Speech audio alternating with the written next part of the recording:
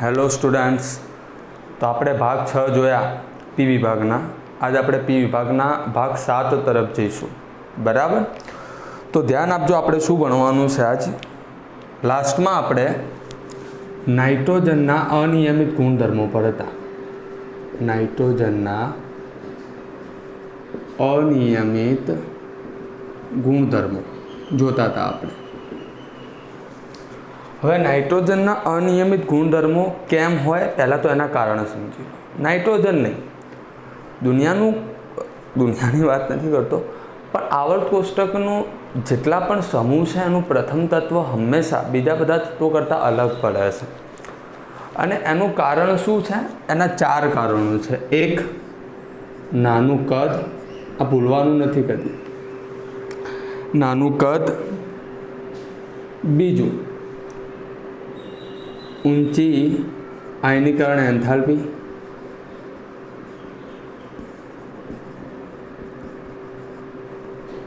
ત્રીજું, ઊંચી વિદ્યુત ઋણતા.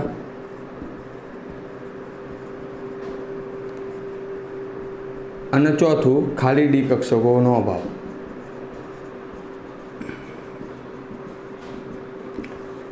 આ 4 કારણોસર સમૂહનું પ્રથમ તત્વ હંમેશા અલગ પડતું હોય છે. બરાબર. હવે નાના કદના કારણે થાય શું કે પહેલું, નાઇટ્રોજન સરળતાથી અસરકારક પીપાઈ બંધ બનાવે છે. હવે નાનું કદ છે તો એ સરળતાથી અસરકારક પીપાઈ બંધ બનાવશે બેટા. પીપાઈ બંધના કારણે જ નાઇટ્રોજન વચ્ચે કેટલા બંધ હોય છે? 3 બંધ. તો નાઇટ્રોજન કેટલા બંધ ધરાવે છે? ત્રિબંધ. અને આની બંધ એન્થાલ્પી ખૂબ ઊંચી હોય.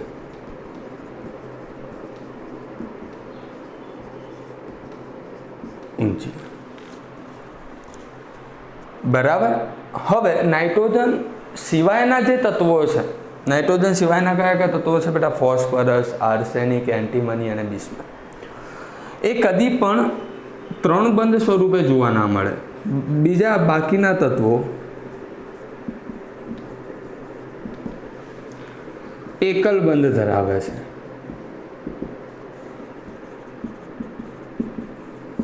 એનું કારણ છે કે એ કદમાં મોટા છે, તો એની અંદર અસરકારક સમિશ્રણ થવાનું નથી. બરાબર. તો ફોસ્ફરસ હંમેશા સિંગલ બંધ શક્ય છે. આર્સેનિક સિંગલ બંધ. બરાબર. એન્ટીમની સિંગલ બંધ. પણ નાઇટ્રોજન ટ્રિપલ બંધ. હવે વાત રહી બિસ્મથ. તો બિસ્મથ ધાતુ હોવાથી ધાતુએ બંધ ધરાવે છે.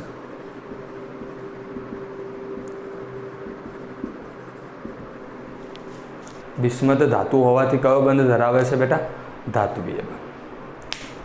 બરાબર. હવે બીજી વાત,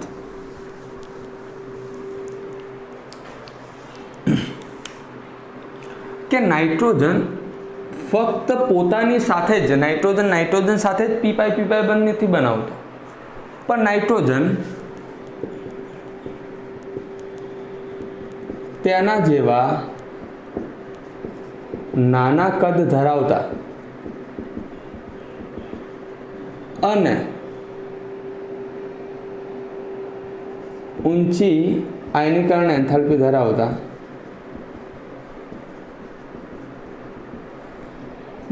બીજા તત્વો સાથે પણ પીપાઈ અસરકારક પીપાઈ બંધ રચે છે. એવું નથી કે નાઇટ્રોજન સાથે જ અસરકારક પીપાઈ બંધ રચશે. જો નાઇટ્રોજનની સામે એના જેવું જ તત્વ આવ્યું, જેમ કે કયા તત્વોની વાત છે? ઓક્સિજન અને કાર્બન. ઓક્સિજન કદ નાનું, સમૂહનું પહેલું તત્વ. કાર્બન પણ કદ નાનું, સમૂહનું પહેલું તત્વ. બંનેની આયનીકરણ એન્થાલ્પી ઊંચી છે, બંનેની વિદ્યુતતા પણ સારી છે. બરાબર. તો નાઇટ્રોજન એ ઓક્સિજન સાથે પણ પીપાઈ બંધ રચશે. કયો બંધ બેટા? પીપાઈ. અને કાર્બન સાથે પણ પી પાઈ બંધ રચે છે, પી પાઈ બંધ રચે, બરાબર. તો એના જેવા જ તત્વો સાથે પી પાઈ અસરકારક પી પાઈ બંધ રચવાની અદ્વિતીય ક્ષમતા પણ નાઇટ્રોજન ધરાવે છે, જ્યારે એના સિવાયના બાકીના તત્વો આવું ધરાવતા નથી, બરાબર. ફટાફટ સ્ક્રીનશોટ લઈને લખી દો, પછી આગળ વધીએ. ચલો, તો લાસ્ટ લેક્ચરમાં આપણે જોઈ ગયા કે નાઇટ્રોજન સિંગલ બંધ શક્ય નથી. એનું કારણ પણ આપણે જોયું હતું કે જો નાઇટ્રોજન અને નાઇટ્રોજન સિંગલ બંધ બને તો નાઇટ્રોજનની બંધ લંબાઈ ખૂબ નાની હોય. નાઇટ્રોજન પરમાણુ ખૂબ નાનો છે, તો એની અંદર જે ઇલેક્ટ્રોન છે નજીક હોય, તો અબંધકારક ઇલેક્ટ્રોન નજીક હોય તો એમની અંદર અપાકર્ષણ વધી જાય, અને અપાકર્ષણ વધી જાય તો ઉર્જા વધે, તો એ સ્થાયી રહી શકે નહીં. એટલે નાઇટ્રોજન કદી પણ સિંગલ બંધ શક્ય નથી, બરાબર.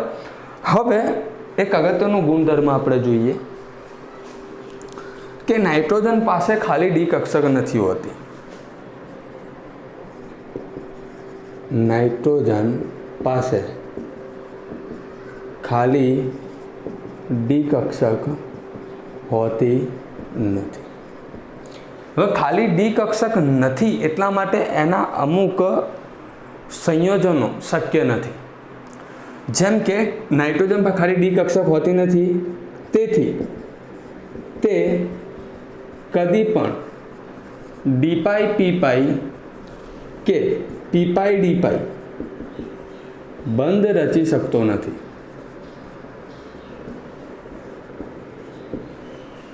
આ વસ્તુ ના કરી શકે, ડી પાઈ બંધ ના બનાવી શકે, કારણ કે એની પાસે ખાલી ડી કક્ષક હોય તો ડી પાઈ બનાવશે. તો આ વસ્તુ યાદ રાખવાની છે, બરાબર. હવે એક મિનિટ, નાઇટ્રોજનને છોડીને બરાબર બાકીના બધા તત્વો ઇઝીલી નાઇટ્રોજન સિવાયના સમૂહના બીજા તત્વો ડી પાઈ બંધ રચી શકે. શું રચી શકે છે બેટા? ડી પાઈ. તો સમૂહના બાકી તત્વો ડી પાઈ પી પાઈ બંધ રચી શકે છે, બરાબર. પણ નાઇટ્રોજન એ ડી પાઈ પી પાઈ બંધ રચી શકતો નથી. ઓકે. હવે નાઇટ્રોજનને છોડીને બાકીના તત્વો R3P જેવા ભારે તત્વો બનાવી શકે. જેમ કે જોઈ લો, ફોસ્ફરસ C2H5 આ શક્ય છે, પણ નાઇટ્રોજન આવું નહીં કરી શકે, કારણ કે નાઇટ્રોજન પર ખાલી ડી કક્ષક હોતી નથી. જેમ કે આર્સેનિક C6H5. તો આ બીજા તત્વો કરી શકે, પણ નાઇટ્રોજન કરી શકે નહીં. તો ખાલી ડી કક્ષક ના હોવાના કારણે અમુક સંયોજનો બનાવી શકતા નથી, બરાબર. ખાસિયત એ છે કે નાઇટ્રોજન સિવાયના બાકીના તત્વો સંક્રાંતિ તત્વો સાથે પણ ડી પાઈ પી પાઈ બંધ રચી શકે છે. તો નાઇટ્રોજનને છોડીને બાકીના બધા તત્વો આ રીતે વર્તે, એટલા માટે લિગેન્ડ તરીકે વર્તે છે. કોના તરીકે? કોણ? બાકીના તત્વો, નાઇટ્રોજનને છોડીને બાકીના તત્વો. તો આ વસ્તુ આપણે યાદ રાખવાની છે. હવે આપણે આગળ વધીશું અને આગળ આપણે ભણવાના છીએ નાઇટ્રોજનના કેટલાક અગત્યના સંયોજનો, બરાબર. અહીંયાથી ઘણી બધી વાર બોર્ડમાં સીધા જ પ્રશ્નો પૂછાય છે. તો હવે જે ટૉપિક ભણવાના છે એ મોરોવર યાદ કરવાવાળું વસ્તુ છે કે રાસાયણિક પ્રક્રિયાઓ આવશે, તમારે યાદ રાખવી પડશે, બરાબર. રાસાયણિક પ્રક્રિયા એવું તો હોતું નથી કે બે પદાર્થ ભેગા થઈને આ જ બનાવી દે આપણને ખબર પડી જ જાય, એવું હોતું નથી, બરાબર. તો આ વસ્તુ યાદ રાખવાની છે. હવે આપણે ભણીએ. ચલો, નાઇટ્રોજનના કેટલાક અગત્યના સંયોજનો. તો હવે છે આપણે નાઇટ્રોજનના કેટલાક અગત્યના સંયોજનો ભણવાના, બરાબર. નાઇટ્રોજનના કેટલાક અગત્યના સંયોજનોની અંદર પહેલું સંયોજન છે બેટા ડાયનાઇટ્રોજન N2. આપણે પહેલી વસ્તુ આના વિશે ભણી ગયા છે કે ડાયનાઇટ્રોજન એ લગભગ મોટે ભાગે નિષ્ક્રિય વાયુ છે, કારણ કે એની બંધ એન્થાલ્પી ખૂબ વધારે હોય છે. બરાબર. હવે પહેલાં આપણે ભણીશું આની બનાવટ. શું ભણીશું બેટા? બનાવટ. તો પહેલો આપણો ટોપિક છે N2ની બનાવટ. હવે પહેલું તમને ખબર છે કે નાઇટ્રોજન N2 હવામાં 78% રહેલો હોય છે. બરાબર. તો આનો સૌથી મોટો સ્ત્રોત કયો છે મેળવવાનો? વાયુ, આ હવા. બરાબર. તો તેનું વ્યાપારિક ઉત્પાદન વિભાગીય નિસ્યંદન દ્વારા, હવાનું વિભાગીય નિસ્યંદન દ્વારા કરવામાં આવે છે. વિભાગીય નિસ્યંદન કઈ રીતે કરવામાં આવે છે કે પહેલાં તો હવાને આપણે હવાનું પ્રવાહીકરણ કરી દઈશું. બરાબર. હવામાં મુખ્યત્વે બે વાયુ હોય, નાઇટ્રોજન અને ઓક્સિજન. નાઇટ્રોજન 78% અને ઓક્સિજન 21%.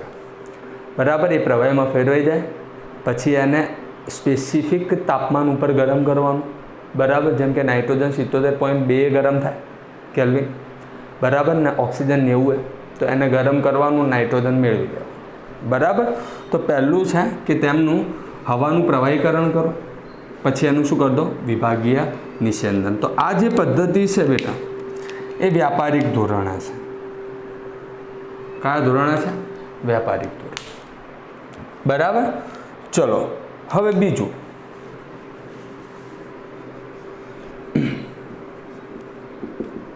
પ્રયોગશાળામાં બનાવટ.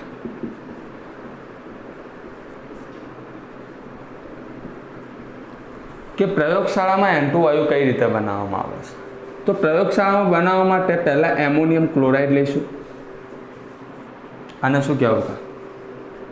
Ammonium chloride. આની પ્રક્રિયા કરીશું NaNO2 સાથે. આને કહેવાય સોડિયમ નાઇટ્રાઇટ. શું કહેવાય બેટા? Sodium nitrite. જેવું જ આની પ્રક્રિયા કરીશું, સૌ પ્રથમ આપણને ધ્યાનથી દેખજો બેટા,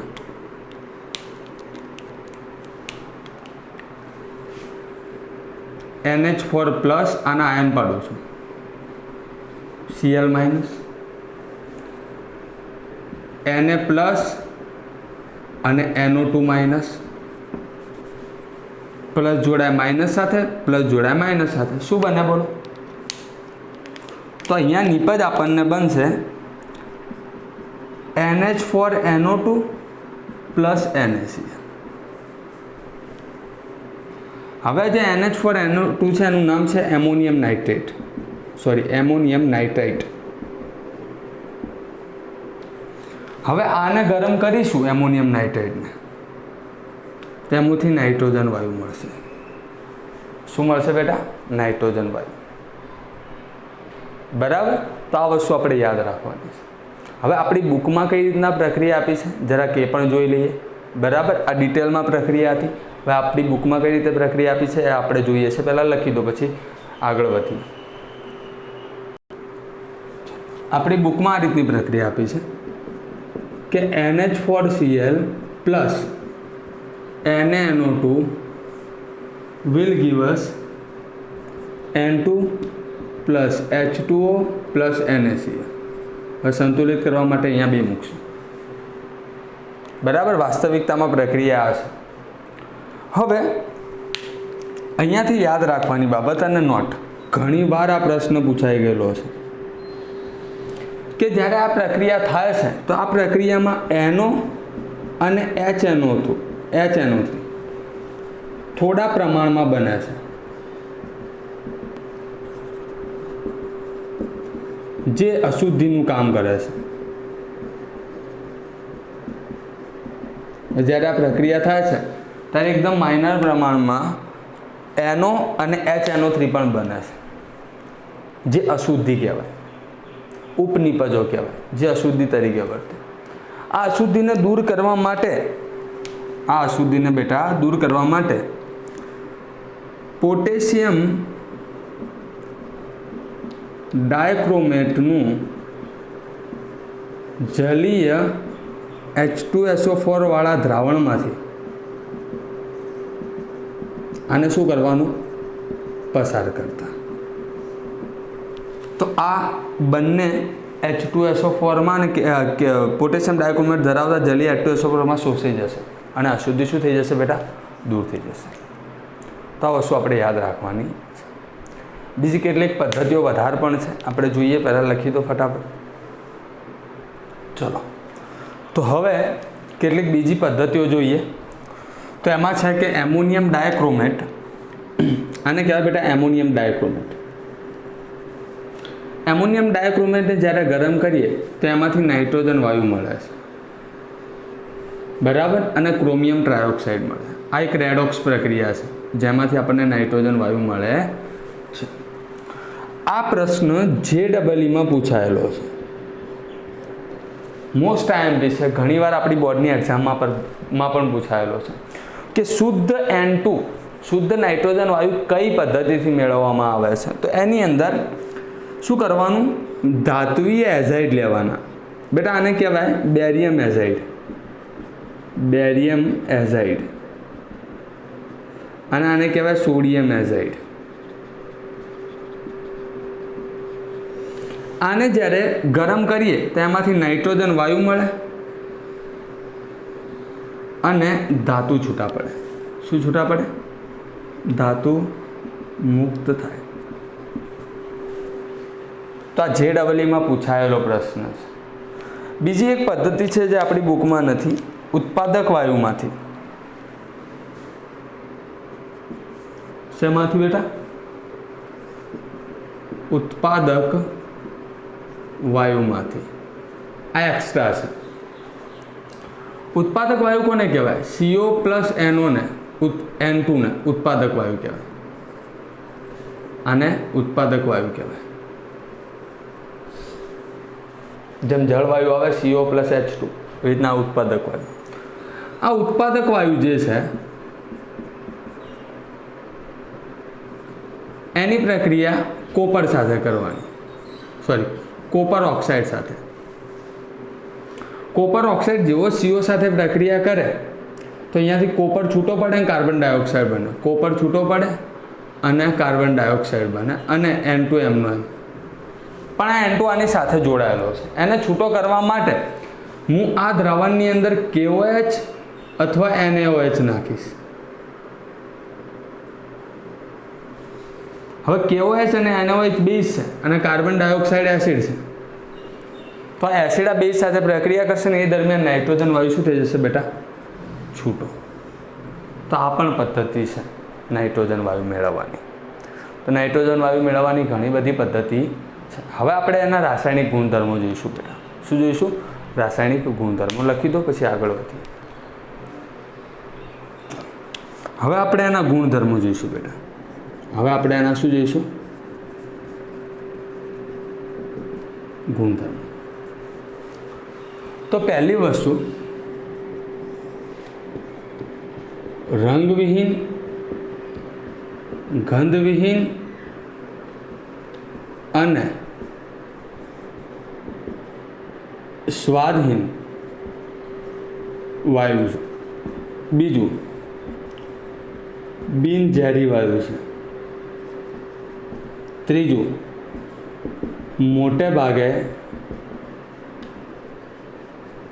નિષ્ક્રિય વાયુ છે. બરાબર. બીજું, પાણીમાં દ્રાવ્યતા ખૂબ ઓછી છે.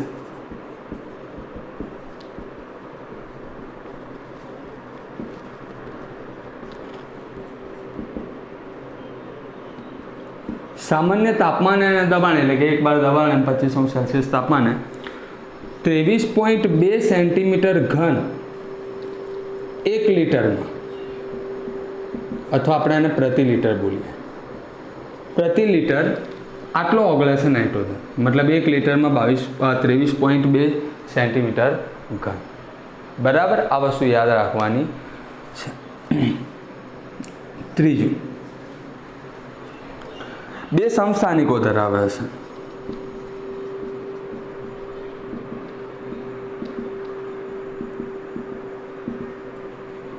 N14 અને N15, N14 અને N15. હવે આપણે એની રાસાયણિક પ્રક્રિયાઓ પર જોઈએ, રાસાયણિક ગુણધર્મો. હવે એની રાસાયણિક પ્રક્રિયાઓ જોઈએ. આમ તો નાઇટ્રોજન વાયુ લગભગ નિષ્ક્રિય વાયુ છે, પરંતુ આપણે ધોરણ 11માં લિથિયમના અનિયમિત ગુણધર્મો ભણ્યા હતા. તો તમને ખબર હશે, ભણ્યા હતા એ વખતે કે લિથિયમ સીધો જ નાઇટ્રોજન સાથે પ્રક્રિયા કરીને Li3N બનાવે છે, બરાબર, 6 2, બરાબર. અને આની આગળ પાણી સાથે પ્રક્રિયા કરાવું તો, આની આગળ પાણી સાથે પ્રક્રિયા કરાવું તો, બરાબર. તો લિથિયમ જાય આના OH સાથે LiOH બનાવે અને સાથે એમોનિયા વાયુ છૂટો પડે. આને જળ વિભાજન કહેવાય. હવે લિથિયમ એ મેગ્નેશિયમ સાથે વિકર્ણ સંબંધ ધરાવે છે. તો સેમ મેગ્નેશિયમ પણ નાઇટ્રોજન સાથે પ્રક્રિયા કરીને શું આપે છે બેટા? Mg3N2. શું આપે છે? Mg3N2. આ રીતે, બરાબર. આને પણ પાણીમાં નાખીએ તો સેમ ઘટના, MgOH2 પ્લસ શું બહાર નીકળે? એમોનિયા. બીજું, હેબર વિધિમાં, હેબર વિધિ એમોનિયા બનાવવાની પ્રોસેસ છે, બરાબર, કે નાઇટ્રોજન પ્લસ 3H2 773 કેલ્વિન તાપમાને અને 200 થી 312 દબાણે આ એમોનિયા આપે છે. અને આ એક ઉષ્માક્ષેપક પ્રક્રિયા છે. આ વસ્તુ યાદ રાખીશું, બરાબર. ચોથું, નાઇટ્રોજન ઓક્સિજન સાથે લગભગ પ્રક્રિયા કરતો નથી, પણ જો 2000 કેલ્વિન તાપમાન આપવામાં આવે તો એની સાથે જોડાઈને શું આપે છે? એનો, બરાબર. હવે આ પ્રક્રિયા માટે તાપમાન આપીએ છીએ એટલે આ એક ઉષ્માક્ષેપક, આ ઉષ્મા શોષક પ્રક્રિયા છે. હવે ઉષ્માક્ષેપક પ્રક્રિયાનો બીજો મતલબ કે આનો ΔH માઇનસ હશે અને આનો ΔH પ્લસ હશે. આ વસ્તુ યાદ રાખવાની, બરાબર. હવે કેટલાક અગત્યના બીજા ગુણધર્મો જોઈએ જે આપણી બુકમાં આપેલા નથી. ચલો લખી દો, પછી આગળ વધીએ. ચલો, નાઇટ્રોજન કેલ્શિયમ કાર્બાઇડ સાથે પ્રક્રિયા કરે છે. આને કહેવાય કેલ્શિયમ કાર્બાઇડ. આને ઇથાઇનાઇડ પણ કહેવાય, જે આપણે ધોરણ 11માં ભણી ગયા. નાઇટ્રોજન સાથે પ્રક્રિયા કરી CaCN2 અને કાર્બન છૂટો પાડે છે. આને કહેવાય નાઇટ્રોલિન ફર્ટિલાઇઝર. આને શું કહેવાય બેટા? નાઇટ્રોલિન ફર્ટિલાઇઝર. તો એક આ વસ્તુ તમારે યાદ રાખવાની છે. હવે આના કેટલાક ઉપયોગો જોઈશું નાઇટ્રોજનના. તો લાસ્ટ ટોપિક છે આપણો નાઇટ્રોજનના ઉપયોગો, બરાબર. તો એક કામ કરો, લખી દો, પછી આગળ વધીએ ફટાફટ. તો હવે નાઇટ્રોજનના કેટલાક ઉપયોગો. મુખ્યત્વે એનો ઉપયોગ રાસાયણિક સંયોજનો બનાવવા માટે થાય છે, જેમ કે એમોનિયા, કેલ્શિયમ સાયનેમાઇડ વગેરે સંયોજનો બનાવવામાં નાઇટ્રોજનનો ઉપયોગ થાય છે. બીજું, હવામાં 78% છે, આ તમને ખબર છે. હવે એના ઉપયોગમાં બીજો ઉપયોગ છે કે ખાદ્ય સામગ્રી છે એને સાચવી રાખવા માટે લાંબા સમય સુધી, અથવા કોઈ જગ્યાએ નિષ્ક્રિય વાતાવરણ જોઈતું હોય તો એની અંદર પણ એનો ઉપયોગ થાય છે. સ્ટીલ, લોખંડ વગેરેની અંદર મંદક તરીકે પણ ઉપયોગી છે, બરાબર. તો ક્રાયો સર્જરીમાં ઉપયોગી છે. તો વગેરે એના ઉપયોગો છે નાઇટ્રોજનના, બરાબર. તો નાઇટ્રોજનના ઉપયોગો તમે બુકમાંથી શાંતિથી વાંચી લેજો, તમને મળી જશે. તો આજે આપણે આ ભાગ પૂરો કરીએ છીએ. કાલે આપણે નાઇટ્રોજનના બીજા એક સંયોજન એમોનિયા વિશે માહિતી મેળવીશું, સાથે નાઇટ્રોજનના ઓક્સાઇડ વિશે આપણે ભણીશું, બરાબર. તો વાંચતા રહેજો, જેટલું વધુ વાંચશો ઇનઓર્ગેનિક કેમિસ્ટ્રીમાં એટલું જ તમને વધુ આવડશે. ચલો, ગુડ બાય.